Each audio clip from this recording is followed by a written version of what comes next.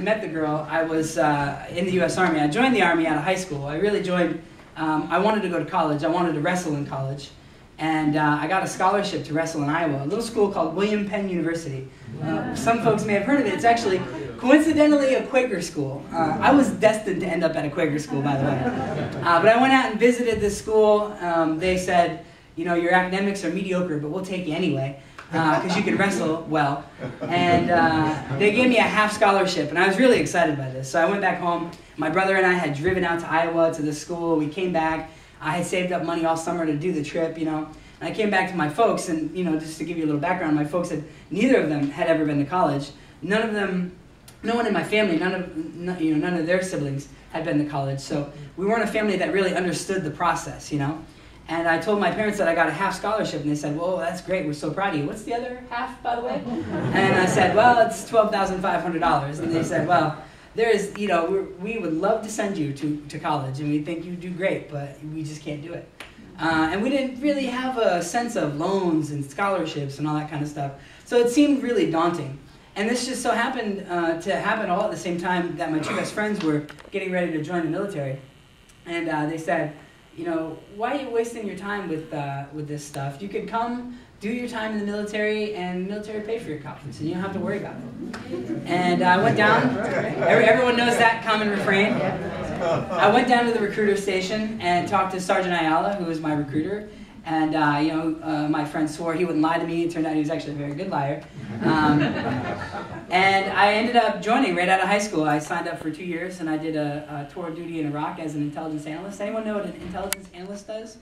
Make coffee for anyone, all that kind of stuff. I was a part of a target acquisition, what we call it RISTA, Reconnaissance, Intelligence, Surveillance, and Target Acquisition Unit. So what that practically meant in Iraq was we were responsible for, quote-unquote, hunting bad guys. And the bad guys initially were elements of Al-Qaeda, or elements that associated themselves with Al-Qaeda in Iraq, of which there were almost none until about 2.5 years into the conflict, maybe a year if we're being generous. And that kind of morphed into the people who were attacking our convoys, and they became known as insurgents. And insurgency, by definition, is a body or force that rises to resist a governing force or an intervening force. So these folks were people who were fighting us because we were there. And surprise, surprise. Well, you know, that is really lost on a lot of people.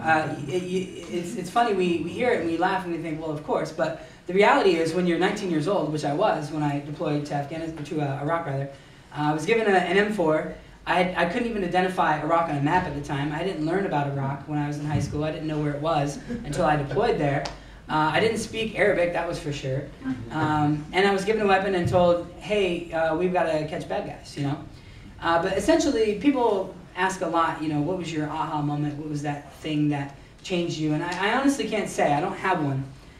There were a lot of experiences that I had that deeply affected me and still deeply affect me.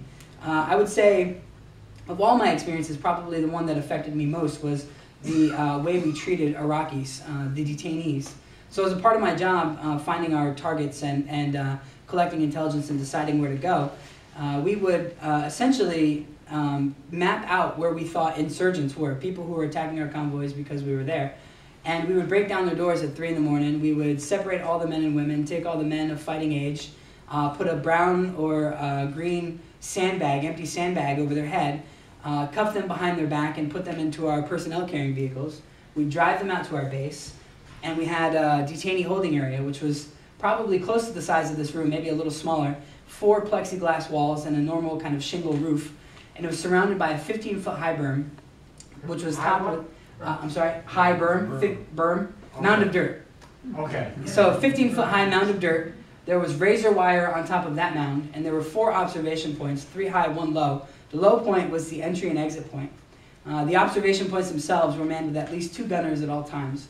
Now, these are people who may or may not have done anything wrong. These were people who were detained, sometimes based solely on human intelligence, meaning someone came to the gate and said, so-and-so is making IEDs, or so-and-so is helping someone make IEDs, or smuggling mortars, or whatever.